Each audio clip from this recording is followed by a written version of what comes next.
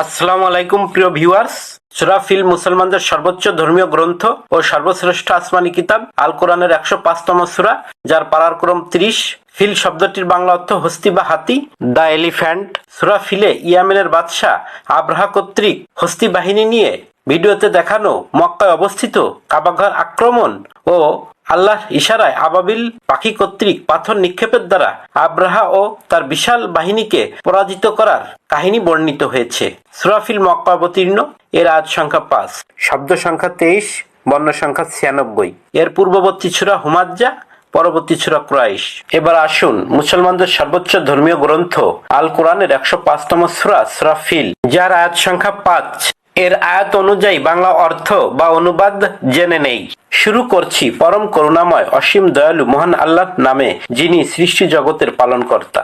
আয়াত ১, আপনি কি শোনেননি বা দেখেননি আপনার পালনকর্তা হস্তি বাহিনীর সাথে কি বিরূপ ব্যবহার করেছেন?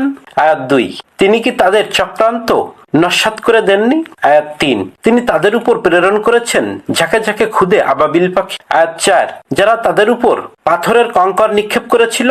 আয়াত ৫, অতঃপর তিনি তাদেরকে ভক্ষিত তৃণ সদৃশ করে দেন।